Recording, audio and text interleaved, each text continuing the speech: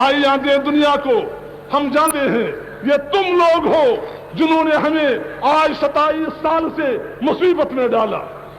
تم حملہ نہ کرتے، تم قبائلیوں کو نہ بیچتے، تم یہاں مصیبت نہ ڈالتے، تم ہمارے بھائیوں کا قتل عام یہاں نہ کرتے، تم نے ایک سکھ کو قتل نہیں کیا، تم نے اس کو سمجھتے نہیں۔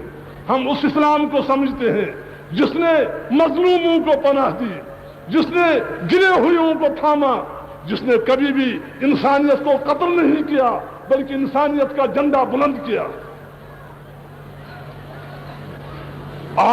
تم لوگ یہ نہ کرتے تو شاید صورت دوسری تھی۔ کیا کہا تھا ہمیں؟ کیوں تم نے قبائلی بھیجے؟ کیوں تم نے تلوار کے ساتھ ہمیں ختم کرنا چاہا؟ شرمانی کی روح بھی پکار رہی ہے ہمیں۔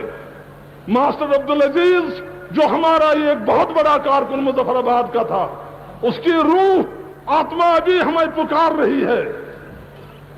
کیوں تم نے اس کو خون کے گھاٹ اتارا؟ کیوں تم نے اس کا قتل عام کیا بارہمولہ میں اور مظفر آباد میں؟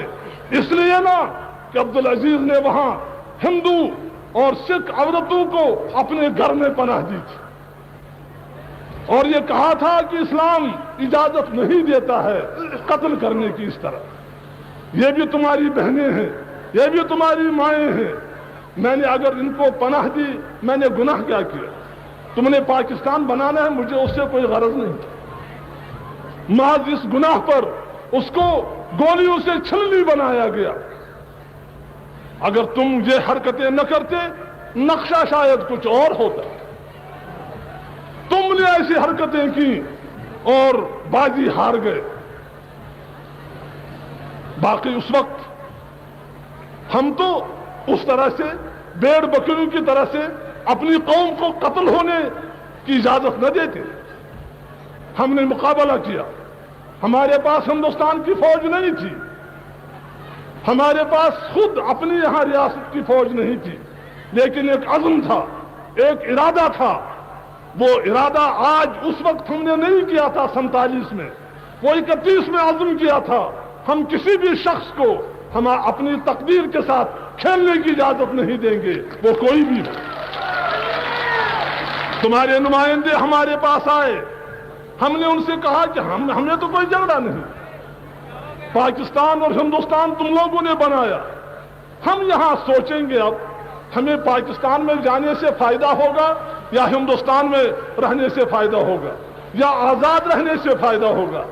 یہ فیصلہ کرنا ہمارا کام ہے، یہ فیصلہ کرنا یہاں کے ہندو سکھوں مسلمانوں کا کام ہے۔ اسی کو حق خود ارادیت کہتے ہیں۔ ہم نے کہا تھا کہ تم جو ہمارا فیصلہ ہوگا اس کو تمہیں قبول کرنا چاہیے، جو ہمارا فیصلہ ہوگا اس کو ہندوستان کو قبول کرنا ہوگا، جو ہمارا فیصلہ ہوگا دنیا کو قبول کرنا ہوگا۔ تم نے کہا نہیں، تم نے کہا نہیں، تمہاری تقدیر کا ہم نے فیصلہ کر لیا ہے۔ میں نے پوچھا کہ وہ آپ کو کس نے وہ مختار نامہ دیا تھا؟ ہم نے تو نہیں دیا تھا مختار نامہ، تم ہماری تقدیر کا فیصلہ کرو۔ ہم تو 31 سے لڑتے رہے ہیں کہ اپنی تقدیر کے مالک ہم خود بنے، تم کیسے ہماری تقدیر کا فیصلہ کر سکتے تھے؟ انہوں نے کہا بہرحال ہم نے کیا، اور اگر تم نہیں مانتے ہو پھر ہم دوسرے